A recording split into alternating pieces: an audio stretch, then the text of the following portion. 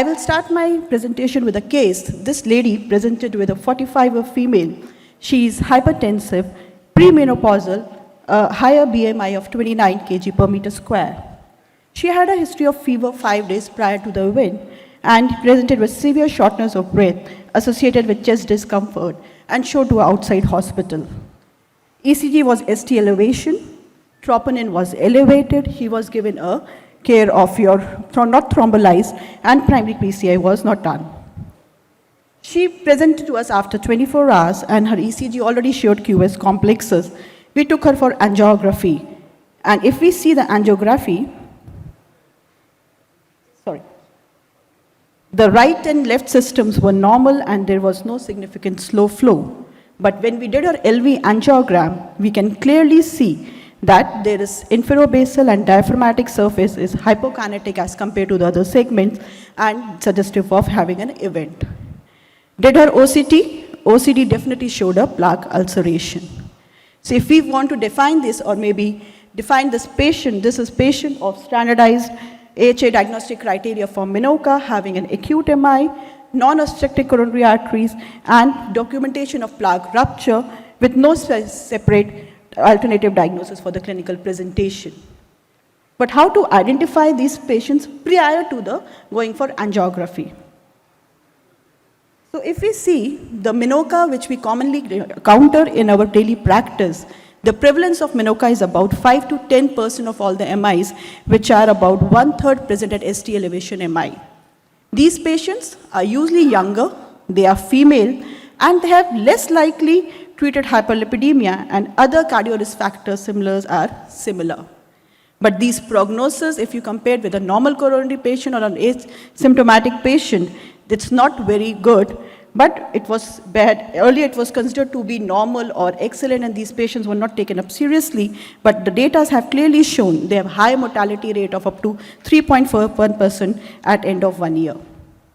This was a big registry which identified the clinical risk factors and the development of the prognosis in these patients.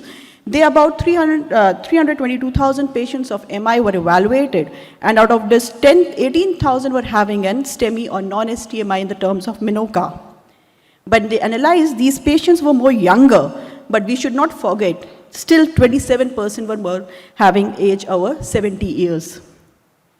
When they compare between the MI with MINOCA and CAD, they found that these MINOCA had lesser traditional risk factors of dyslipidemia, diabetes, and tobacco use, and MINOCA were having more end-stage renal disease, prior heart failure, AF, or chronic lung disease. But should we say these risk factors are not there? If you see the prevalence of risk factors in these MINOCA patients, 20% were still diabetic, 65% were still hypertensive, and dyslipidemia in 45% and smoking in 20%. And any of the above is 75%. So if we see, these patients are still having a high risk factors for developing a CAD. What is the underlying mechanism which will tell us about the risk factors or the generation of MINOCA in these cases? This was a study done by comparing MINOCA patients by OCT and MRI, and they found that patients about 2/3 had that evidence of developing of any ischemia, either in the form of rupture or in the form of your intraplaque thrombus or underlying atherosclerosis in these cases. So if we want to conclude, these MINOCA still having the same obstructive coronary artery disease mechanism, the only thing is we are not finding obstruction on angiography, but still they are having a plaque or a lipid in their arteries to label it.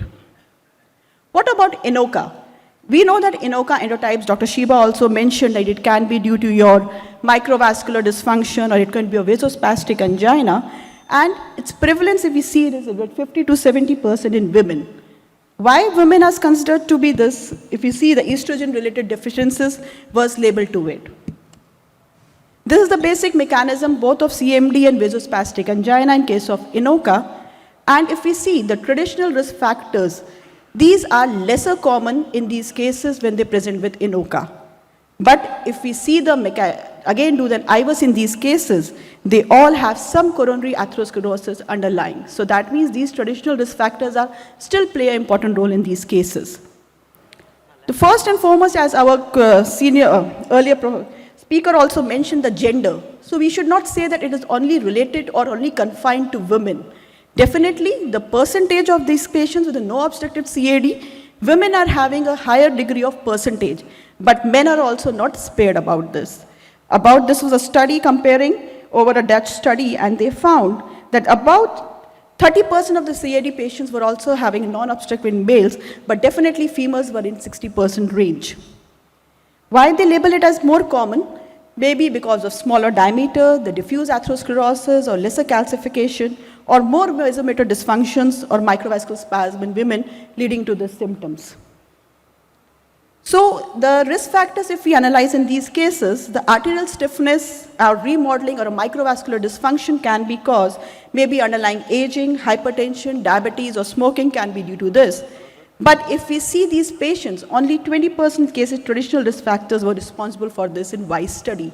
So is there any other additional factors which we are missing in these INOCA patients that may contribute to it? So various studies was done to see additional risk factors in the form of inflammatory markers or hsCRP. So if we see the predictors of CMD, this was a study which showed that if we analyze multivariate analysis, only age came to a predictor for CMD in these cases. The rest of hypertension, diabetes, smoking was not associated with any higher risk of CMD in these cases. And females didn't have a difference between male and female. They were just nearly significant association, but not having a highly p-value significant. So hsCRP inflammatory markers were analyzed, and this was a small study of 24 patients, and they found when they compared hsCRP levels in patients with normal coronaries and the episodes of microvascular angina, definitely patients with higher hsCRP were having a more microvascular angina in these cases. What about your additional inflammatory markers? In these patients was studied with SLE and rheumatoid arthritis, and they found definitely the patients with having inflammatory markers, they were having a higher episodes of obstructive CAD, and when they found that coronary flow reserve, when they calculate by adenosine, there was definitely lesser coronary flow reserve as compared to the other traditional risk factors. Does autonomic nervous system has a role in these cases? We all know a mental stress angina, exposure to cold trigger angina, a female with emotional stress, there's all have been shown that they have increased developing of MINOCA. And this was a study which was done in 22% patients, and this SPECT analysis was done with MIBG to assess cardiac sympathetic function. And they found that 1/3 of the patients of having CMD, they were having an increased for activity in the cardiac function. What about the vasospasm? Does vasospasm also has a separate risk factors?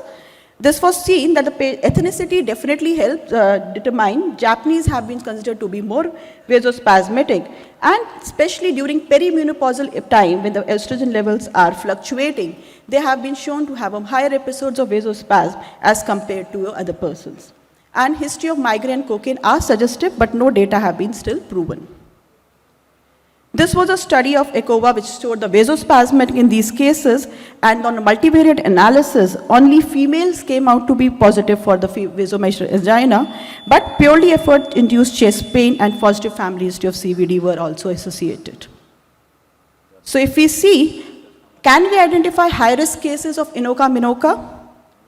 We know the prognosis of INOCA or MINOCA is not very excellent. They still have higher incidence, and risk stratification is challenging because we know that traditional risk factors are contributing, but they are not the strong predictors. Maybe elevated CRP levels or a demonstration of the plaque rupture or local systemic inflammation may help us identify these high-risk cases. This was a study which we did in our institute. We studied about 4,000 patients in our institute prospectively, and we found about 34% of patients having normal and mild disease. And when we compared these patients having a milder diseases, they were having less hypertension, less smoking, and diabetic in these cases, but still the engine was there. So in conclusion, if we see, when will I suspect INOCA? This is usually misdiagnosed, under-investigated, under-treated, relatively young female, but not confined to them. Traditional factors are not uncommon. Raised inflammatory markers might help them, and underlying autoimmune disorder may be a child suggestive of INOCA or MINOCA. Thank you.